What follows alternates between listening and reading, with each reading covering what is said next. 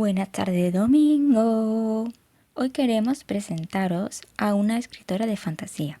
Ella es Aída Vázquez y en un momentito nos hablará de sus historias y mucho más. Pero antes, quiero recordarte que puedes suscribirte a nuestro canal si aún no lo has hecho y seguirnos en nuestras redes sociales, ya que encontrarás todos los enlaces abajo en la cajita de información. Y ahora sí, damos la bienvenida a Aída Vázquez.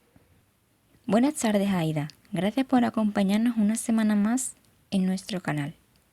Hola, buenas. Muchísimas gracias por permitirme estar aquí hoy con vosotros. La verdad es que me hace mucha ilusión.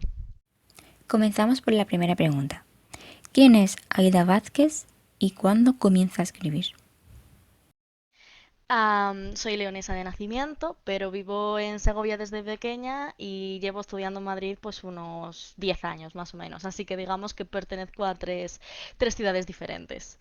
He estudiado Ciencias y Lenguas de la Antigüedad pues para especializarme con el máster y el doctorado en Historia de Oriente Próximo Antiguo, pero también soy profesora de latín y griego, así que digamos que la antigüedad es sí o sí mi pasión, aparte de la escritura, claro.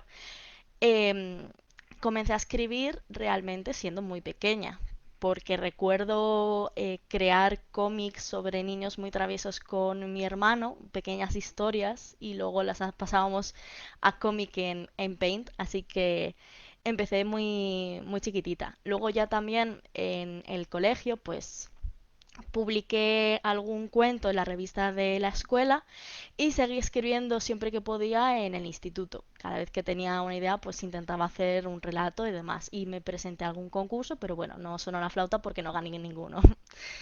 Realmente me lo empecé a tomar un poquito más en serio cuando pues estaba sobre primero, segundo bachillerato, comienzos de la carrera, porque la verdad es que sí que me apasionaba crear historias y muchas de las ideas que ahora mismo estoy desarrollando y demás, pues son ideas que se concebieron en ese momento, o sea, hace ya un montón. Así que decidí por esas fechas que la escritura no iba a ser solo un hobby, que iba a ponerme a ello siempre que pudiera, sino parte de mi vida laboral y que quería dedicarme a ello, digamos, entre comillas, profesionalmente. Así que esos básicamente son mis comienzos de la escritura. Tienes un libro publicado llamado Purificadora de Almas. ¿Qué podemos encontrar en tu libro? Básicamente podemos encontrar en esta novela una historia de fantasía y de ciencia ficción mezclada con la aventura. Básicamente la historia es el camino que tiene que seguir él y el viaje que debe de hacer para conseguir cumplir la misión que le habían impuesto como castigo. Ella debe purificar a todos los humanos para poder volver a casa, porque ella fue exiliada del cielo. Lo que le ocurre básicamente es que la misión no es nada fácil y nosotros tampoco le ayudamos demasiado. Ella ha tenido que lidiar durante milenios con la corrupción, las guerras, el afán autodestructivo que tenemos los humanos, y ella misma está viendo que la tarea es imposible. Y aún así no se rinde. Ya su objetivo es cumplir su misión y volver a casa. Lo que pasa es que a medida que avanza, digamos, su estancia en la Tierra, se da cuenta de que no va a ser nada fácil. Y además se va a ver involucrada, que es básicamente lo que se centra la novela, en una serie de conflictos cuando ella en principio no sería más que un testigo externo lo que de lo que hacen los humanos en la Tierra. Entonces, si tuviera que resumirlo, fantasía, ciencia ficción y aventura, porque lo que quería era crear una historia dinámica, fresca, muy fácil de leer, que sirviera como de introducción a la trilogía, porque la segunda parte ya es un poco más compleja, la tercera es el desenlace, pero también tiene, pues, digamos, cierta complejidad. Yo quería que la primera parte de la trilogía fuera la más sencilla, la más rápida, en la que digamos que fuera la más simple, simplemente para engancharte y que quieras leer la segunda y tercera parte. Esa básicamente fue pues mi intención con este primer libro. Está publicado con la editorial M de Mujer. ¿Por qué te decantas por esta opción? La verdad es que hice en lo que podríamos decir spam, porque me hice una lista enorme, yo no me acuerdo si eran de 30 o 40 editoriales, me la hice enorme, y empecé a crear propuestas editoriales pues específicas para cada una de ellas, porque lo que quería era pues probar suerte. Yo ya sabía que partía con el no, porque soy autora novel, entonces yo ya sabía que, digamos, me iban a decir que no de entrada, entonces dije, pues, de perdidos al río, yo voy a ir a por todas, grandes y pequeñas. Entonces intenté contactar con muchas de ellas, obviamente recibí muchas negativas, de otras no recibí respuesta, pero por suerte con M de Mujer se interesó en la historia porque es una editorial que publica historias que están centradas, digamos, en protagonistas femeninas con un carácter fuerte. Entonces, mi protagonista Ellie les gustó mucho cuando se lo propuse y bueno, salió adelante. La verdad es que yo me emocioné un montón cuando recibí la llamada de ellos, un poco más y me echó a llorar con el editor al teléfono, pero la verdad es que agradezco mucho que le dieran una oportunidad a Purificadora porque es mi pequeño, o sea, al final es mi pequeño y siempre hace ilusión que una editorial pues se interese por ella y me alegro mucho que haya sido la primera, la verdad. En esta historia podemos encontrar desde fantasía hasta paranormal. ¿Crees que son géneros complicados de escribir? Como persona a la que le gusta leer alta fantasía, me parece uno de los géneros más versátiles, porque puedes crear una historia fantástica que sea simple, no tienes que, digamos, devanarte los sesos para intentar crear una historia súper complicada. La fantasía da mucho juego, entonces siempre va a haber algo sencillo de escribir que pueda ser género de fantasía. Sin embargo, ya cuando te quieres meter en historias más complejas y quieres crear, pues, como Steven Erikson con la saga de Malaz o como Brandon Sanderson con el Cosmere, quieres crear esos mundos increíblemente bien construidos y fantásticos, eso ya sí que me parece una tarea muy complicada, porque es que es pensarlo todo al detalle, o sea, que nada se te pueda escapar. Y eso a mí me parece un ejercicio mental súper difícil. Aún así, por ejemplo, me seguiría pareciendo más sencillo que escribir una historia paranormal o una historia de terror. Creo que el terror es uno de los géneros más difíciles, al menos en mi opinión. Una historia paranormal que te inquiete de verdad me parece complicado y más ahora cuando prácticamente todo, entre el cine, libros ya que tienen sus añitos, videojuegos, series y las propias noticias en televisión, es que ya no nos sorprende nada. Entonces, una historia paranormal de terror, a mí eso me parecería complicadísimo de escribir. Sí que me gustaría probarlo alguna vez porque el terror es mi género favorito en el cine, entonces siempre me ha gustado y siempre que puedo pues yo hago relatos de terror, aunque sean cortitos, porque me parecen, no sé, me parece muy entretenido de escribir. Pero sí que es verdad que considero que lo paranormal es mucho más difícil de construir y de desarrollar bien que una historia de fantasía, la verdad.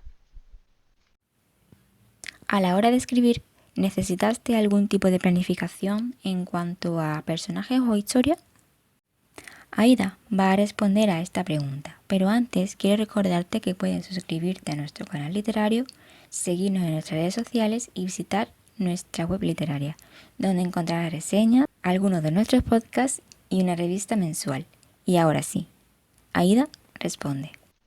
La novela en sí ha tenido dos fases realmente. O sea, el producto final no ha sido lo que yo en mi mente construía al principio. La primera fase de la historia, digamos que la hice de camino a la universidad todas las mañanas, porque yo tenía una hora y media y hasta que me acostumbré a echarme la siesta, pues tenía que entretenerme, así que pues empecé a crear una pequeña historia y la empecé a subir a Wattpad, pues la escribía desde el teléfono. Y luego algún día, pues en clase, pues mientras tomaba apuntes, que bueno, eso no se debería hacer, pero aprobada está la carrera, iba escribiendo pues también algún capítulo, pero era una historia que simplemente lo hacía pues por entretenimiento, porque es que era un camino muy largo hasta la universidad y me aburría. Así que digamos que esa primera fase fue como una especie de esquema que me ayudó después a crear la segunda fase, porque lo que empezó siendo una historia de entretenimiento para mí, no para que leyera nadie más, realmente lo publicaba en WhatsApp porque unas amigas mías pues lo iban leyendo mientras yo lo iba haciendo, nada más. Pero a medida que lo iba haciendo, yo me iba dando cuenta de que me iba gustando más y más y más y dije, jo, esta historia puede tener potencial, ¿por qué no la voy a desarrollar? Y cuando terminé de escribir, digamos, la primera fase, decidí que era hora de ampliarlo y ponerlo bonito, digamos. Entonces, tenía eso como base, esa pequeña historia. ¿Qué pasa? Que esa pequeña historia empezó siendo más o menos en páginas de Word unas 80 y acabó siendo unas 250. Entonces, digamos que la base sigue ahí, o sea, la primera fase sigue ahí enterrada, pero ahora mismo yo creo que no tiene nada que ver uno con el otro. De todas maneras, para la segunda parte, por ejemplo, que esa ya no tiene ningún tipo de base, porque lo otro era como, sí, bueno, yo voy editando, yo voy ampliando, pero tengo al menos algo que me ayuda a seguir. Ahora mismo no tengo nada. Y aunque me gusta planificar los capítulos, sí que es verdad que muchas veces voy un poco a lo loco. Yo escribo dependiendo de lo que me apetezca.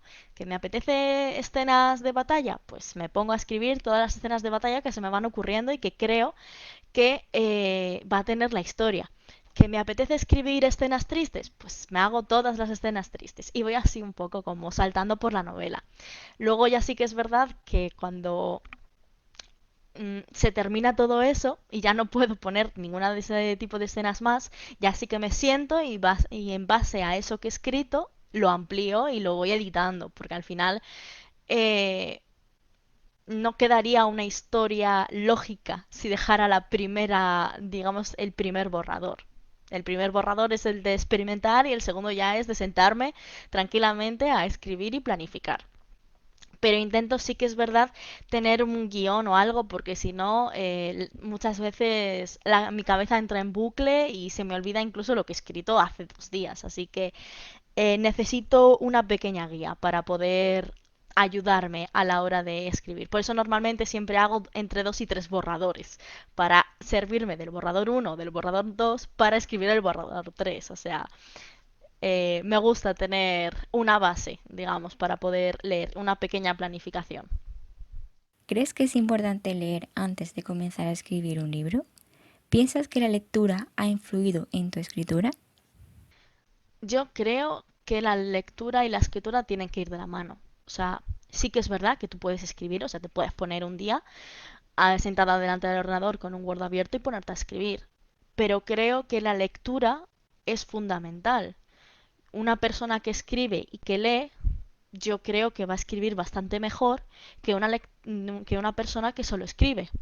Porque la persona que lee no solo ha ampliado su vocabulario, porque al final la lectura también nos ayuda a ampliar nuestras miras lingüísticas, sino que ha aprendido giros gramaticales, ha aprendido también pues algún estilo de escritura que le haya gustado y que lo pueda imitar, o ha visto que cómo se tienen que hacer las descripciones, digamos que su formación sería más amplia que la de una persona que no lee.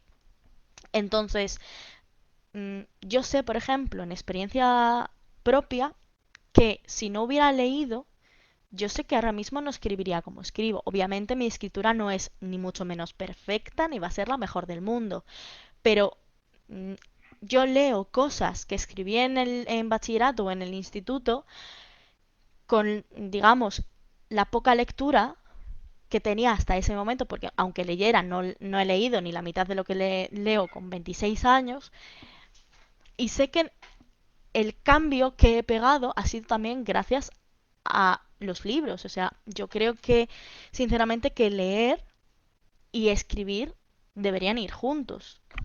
O sea, los aprendemos desde pequeños a leer y a escribir prácticamente a la vez y ahora que nos vamos a dedicar a escribir no vamos a leer, me parece, digamos, un poco tontería. Una persona que escribe es una persona que lee. Y es mi opinión, pero yo creo que siempre voy a preferir a un escritor que sea lector que a un escritor que solo se dedique a escribir y que no lea nunca nada. Porque no te digo que tengas que leer para copiar la forma de escribir de otros escritores, pero sí para que veas los recursos que utilizan esos escritores, que a lo mejor te inspiran. Me parece que no se deberían separar. Además de adquirir tu libro en la web de Con M de Mujer, ¿podemos encontrarla en otro sitio?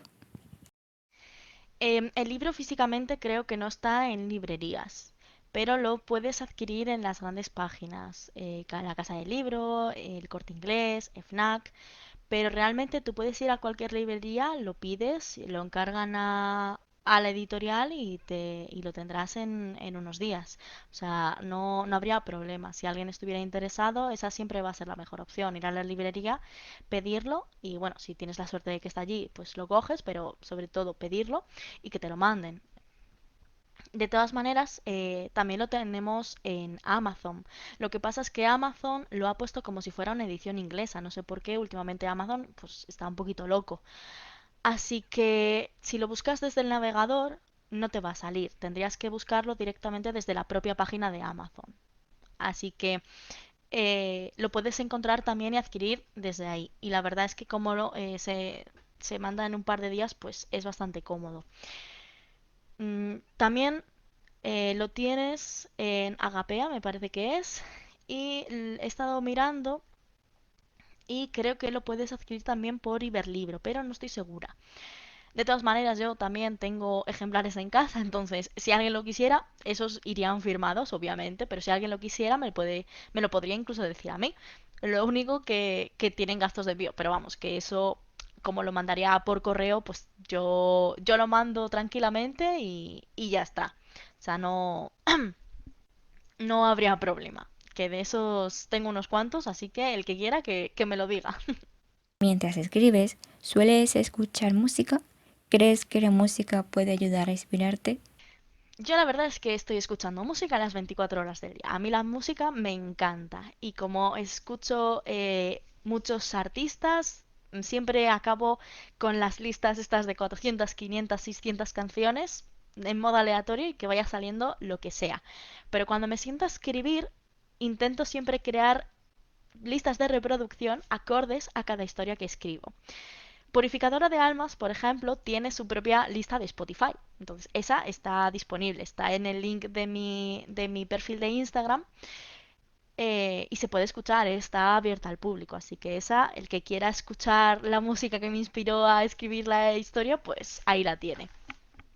De todas maneras, sí que es verdad que aunque de forma general yo tengo la música de fondo, a ciertas escenas requieren canciones concretas. Muchas veces he acomodado el ritmo de las escenas, sobre todo las de batalla, a las canciones que yo digo, esta es perfecta para este momento y me la pongo en bucle una y otra vez hasta que termino la escena. En el momento en que termino la escena, pues ya sigo con las siguientes canciones, pero normalmente las escenas, sobre todo las de batalla, o escenas de reflexión de los personajes y demás tienen su banda sonora propia, digamos.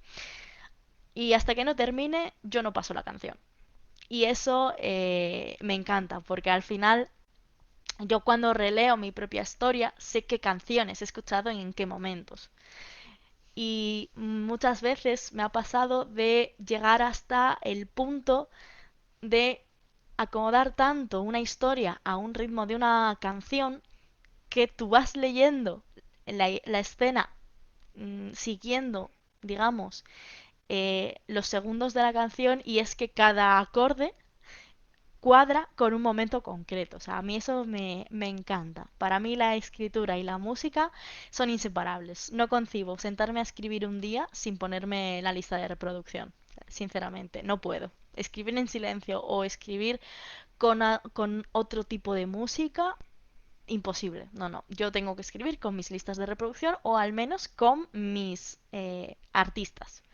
Sin ellos, no puedo. La mayoría de las escenas yo creo que no saldrían. Además de escritora, eres lectora. ¿Puedes recomendar a nuestros oyentes un libro? Pues siguiendo, digamos, el género de mi novela, ¿vale? Voy a recomendar un libro de fantasía y un libro de ciencia ficción un poquito distópico, para cubrir, digamos, los dos grandes géneros que caracterizan Purificadora. Para la novela de fantasía, yo recomendaría sí o sí Un cuento oscuro de Naomi Novik. Me encantó cuando lo leí y me pareció una historia de fantasía preciosa. Además es autoconclusivo, así que perfecto si no queréis empezar trilogías o no queréis empezar sagas.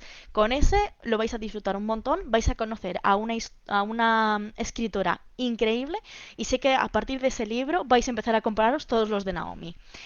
Y para la ciencia ficción distópica, Cadáver exquisito, de Agustina Bazterrica. Esa historia no es para todos los estómagos, pero es absolutamente bestial. A mí es una de las historias que más me gustó y que más me sorprendió.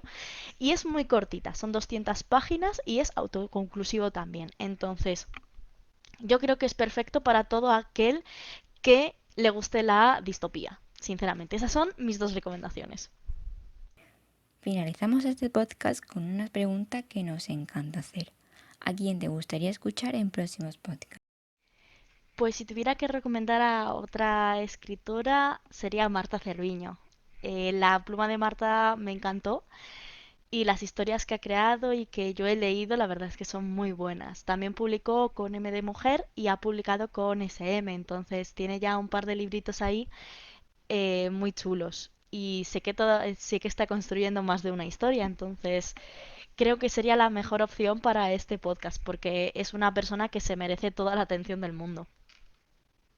Y hasta aquí el podcast de hoy. Muchas gracias, Aida, por acceder a este podcast. Que pases una buena tarde.